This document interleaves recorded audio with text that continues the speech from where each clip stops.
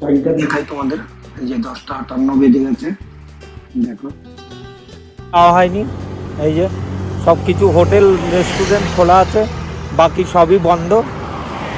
দেখো এর নাম কর্পোরেট লাইফ। সারা বছর মার্চ মাস চলে গেছে, এখনও বাড়ি পৌঁছাতে এখনও 11টা 12টা বাজে, 10:56 59 বাজে 10টায়, তো এখনও বাড়ি পৌঁছাতে পারিনি।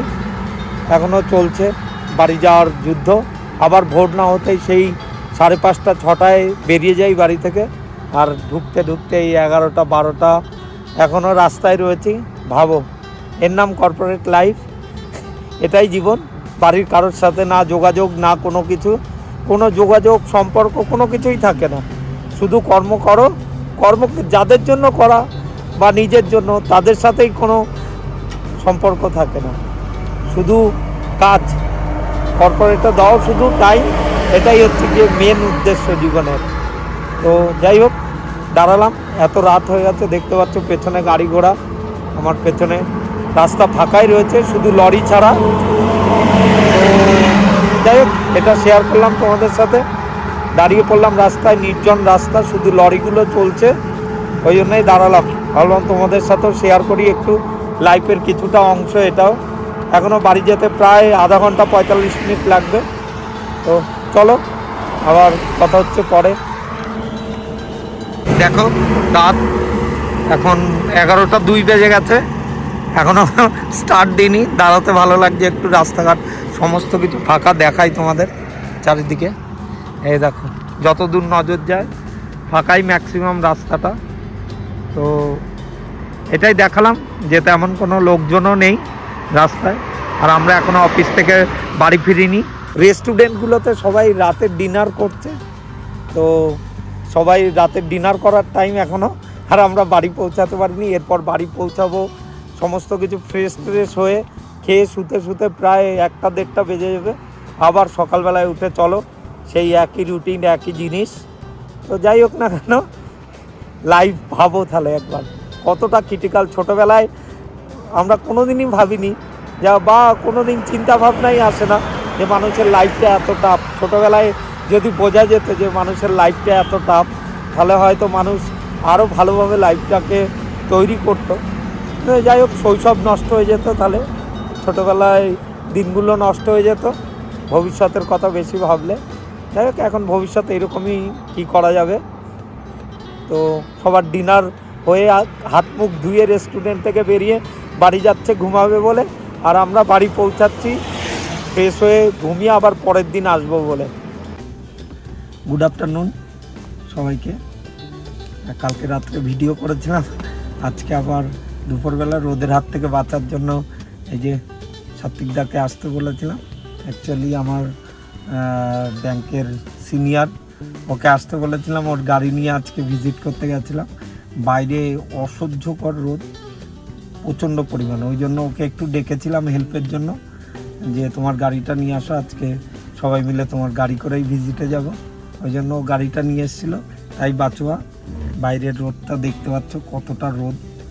তো ওই কারণেই ও আসাতে আজকে অনেকটা উপকার হলো, এই ভিজিটের হাত থেকে বাঁচলাম।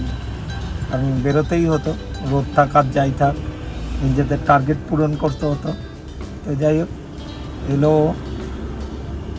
এতে অনেকটা 3-4 জন মিলে সবাই মিলে গেলাম, গিয়ে এখন স্যার, আমাদের ব্রাঞ্চের স্যার, আমি, সাত্বিকদা আর নূর গেছিলাম, গিয়ে ভিজিট করে ফিরছি এখন। এরপর সবাই খাওয়া দাওয়া করবে, আমাদের সাথে আবার একটু পরে কানেক্ট করছি। চলো। এই গাড়ি নিয়ে কয়েকদিন আগে অ্যাক্সিডেন্ট করেছিল, গাড়িটা খুব বাজে অবস্থা হয়ে গেছিলো, এখন আবার ঠিকঠাক করেছে, পুরোটাই কভারেজ হয়ে গেছে গাড়িটা থেকে, পুরোটাই ইন্স্যুরেন্স কভারেজের মধ্যে চলে এসেছিলো। যাই হোক, গাড়িটা আবার নতুন হয়ে গেছে, নতুনই গাড়ি একদম। তো নিয়ে এসছে আজকে, একদম শোরুম থেকে বের করে ঠিকঠাক করে। একটা ম্যাঙ্গো দাও তো, দেখি খেয়ে কেমন হয়। কত গো? এই আরেকটা আইসক্রিম নিলাম ম্যাঙ্গোর পরে, কিন্তু টেস্ট ভালো না, বেকার। 50 টাকা দাম, বেকার টেস্ট। খেতে চলে এসছে জায়গা জন্য, এই যে স্যার সাত্বিক আর ইয়ে বসে খাচ্ছে, আমি আইসক্রিম খেলাম দুটো, এরা সবাই ভাত মাছ এসব খাবে।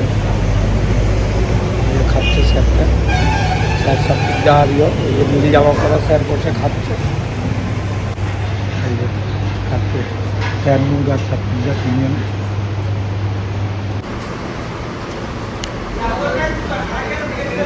এই কি এসপি করাবি এই সম্পদকে?